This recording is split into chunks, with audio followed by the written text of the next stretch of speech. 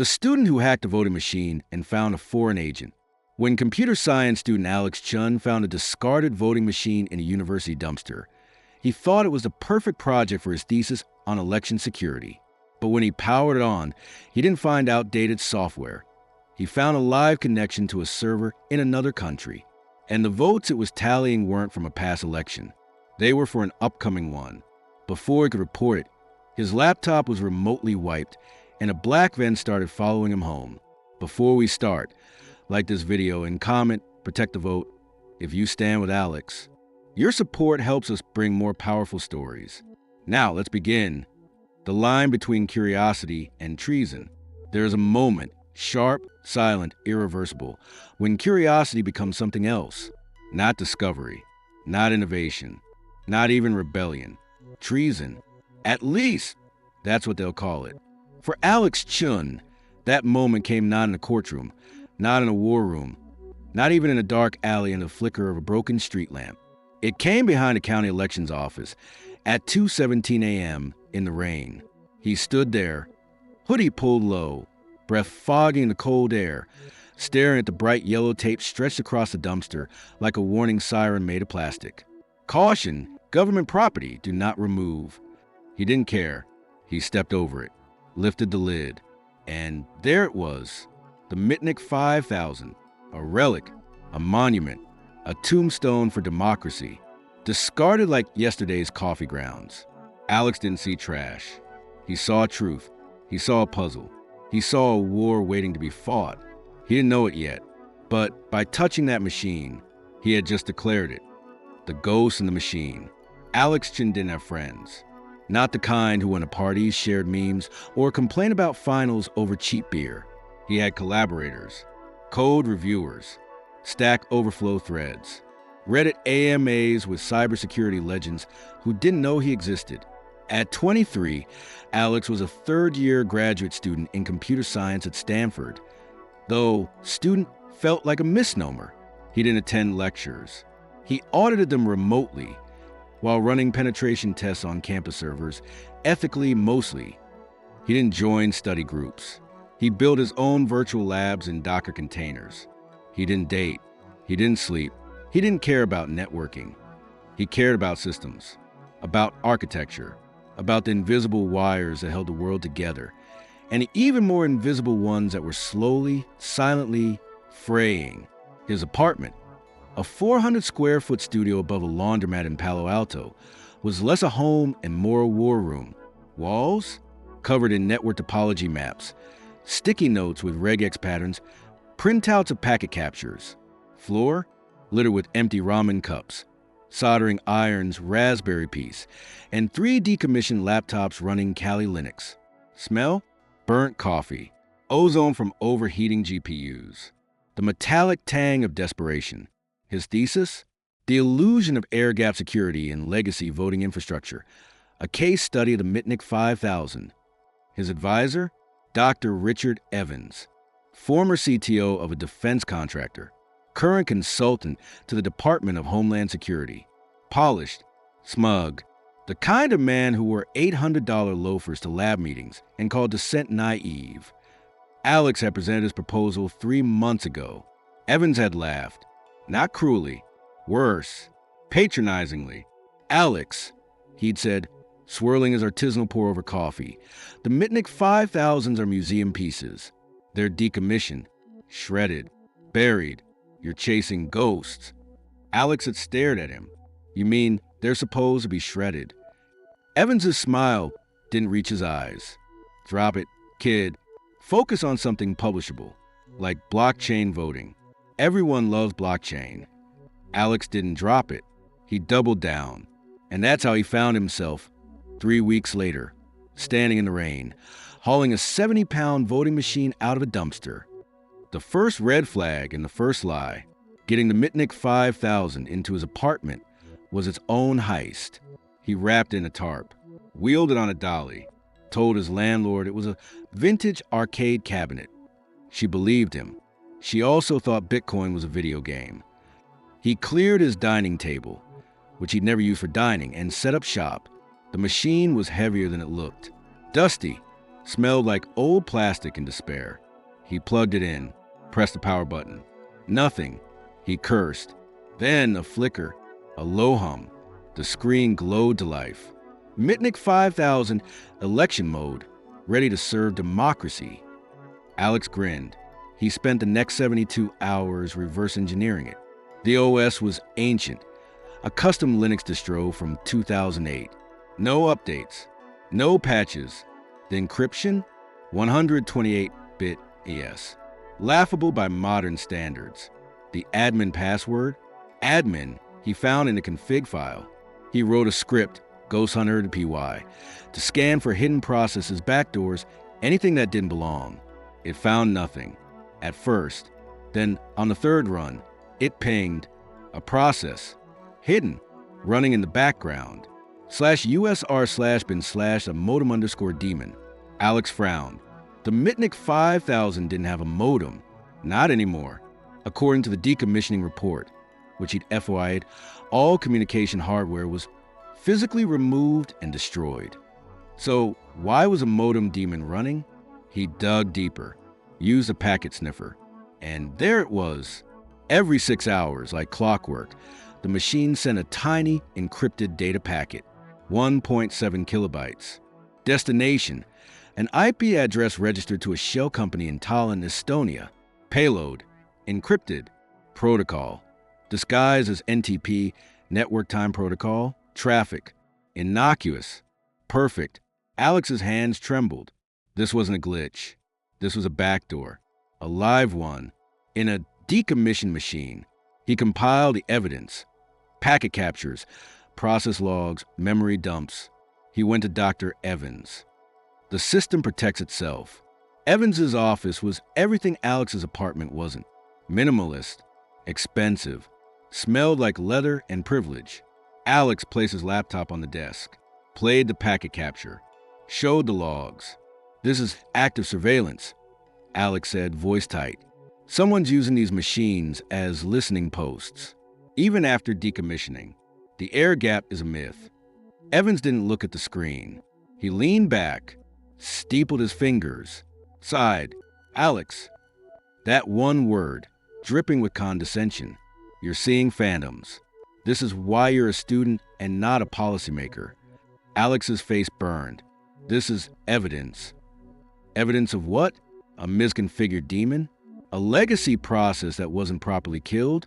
You're jumping to conclusions that could undermine public confidence. He stood, walked to the window, looked out at the quad. Drop it, Alex. Seriously, focus on your blockchain project. Get your degree. Get a job. Leave the national security stuff to the professionals. Alex left, humiliated, furious, but not defeated. They're hiding something, and I'm going to find it. The spark, Zaria. Alex didn't sleep. He drank 3 pots of coffee. He went deeper. He tore apart the Mitnick's firmware, found a hidden partition, masked as /var/log/system unfold GZ. Inside, not logs, code. Thousands of lines of obfuscated C++. He decompiled it, ran it through a disassembler, and then he saw it, a string, buried in the assembly. Zaria _ success. Alex froze. Zaria, he knew that name, from the dark web, from a leaked NSA doc he'd found on a Russian forum 2 years ago. Zaria, Dawn, Russian GRU-linked malware suite. Signature, XOR encrypted beacon with rotating C2 IPs. Primary function, data exfiltration and micromanipulation of target systems. Notable deployment, Ukrainian power grid, 2015, German Bundestag, 2017. This wasn't spyware. This was weaponized code.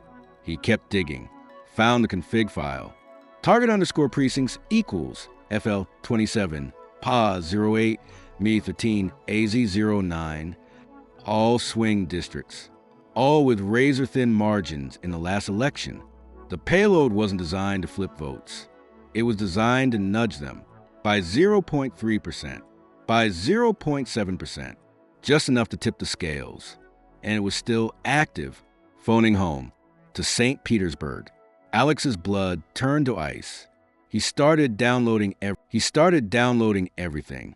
Encrypted, offsite, just in case. The counterattack. We see you. He didn't notice the first sign. The lights flickered. Once, he blamed the laundromat below. Then his screen froze. A terminal window popped open. No input from him. Text appeared. We see you. Then black, a pixelated skull. Then his entire system began to wipe itself.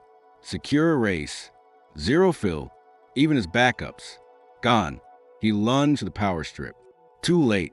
He ran to the window. Looked down. A black van. Tinted windows. No plates.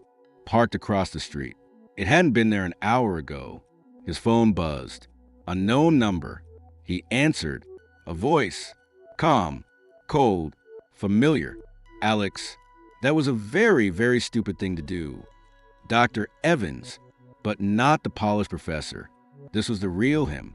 The predator. Meet me at the parking garage on 4th and Pine. Come alone. If I see anyone else, the consequences for your family in Shanghai will be severe. The line went dead. Alex stood there, heart pounding, not with fear, with rage. They threatened my family. Okay, game on. The fail-safe and the journalist. Alex had a rule. Never trust the cloud. Never trust your main machine. Always have a fail-safe.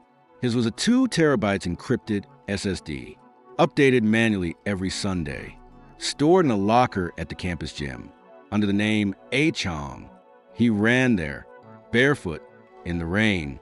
He got the drive, went to the university library, used a public terminal, found Isabella Rossi's encrypted contact on Secure Drop, typed one sentence. The Mitnick 5000S are compromised. Zarya is real. Check FL27, PA 08 Me 13 AZ09. Data attached. He hit send. Then he walked to 4th and Pine. The garage and the trap. The garage was empty, echoing, cold. Alex stood in the center, waiting. Headlights. 2 black SUVs. Doors opened. Men in suits. Not Evans's suits. FBI. Alex Chun, the lead agent, a woman with sharp eyes and a sharper haircut, asked. He nodded. We've been watching Evans for 6 months, she said. He's not just a professor. He's a paid asset. Works for a GRE front company. His job? Ensure the malware stays hidden. Kill anyone who gets too close. She handed him a tablet. Footage. Evans in a hotel room, handing a flash drive to a man with a Russian accent. Audio. The American student is persistent. Handle it. Alex's hand shook. You knew. We needed proof. Concrete, undeniable proof. You just gave it to us. She smiled. Welcome to the team, kid. The offer and the sacrifice. They debriefed him for 3 days. Classified facility. No windows. No phones. Just questions. And coffee. At the end, the agent, Special Agent Marreyes, made him an offer. We need people like you, not to follow rules, to break them, to think like the enemy, to find the flaws before they do. Title, Red Team Specialist, Cyber Division, FBI. Salary, 6 figures.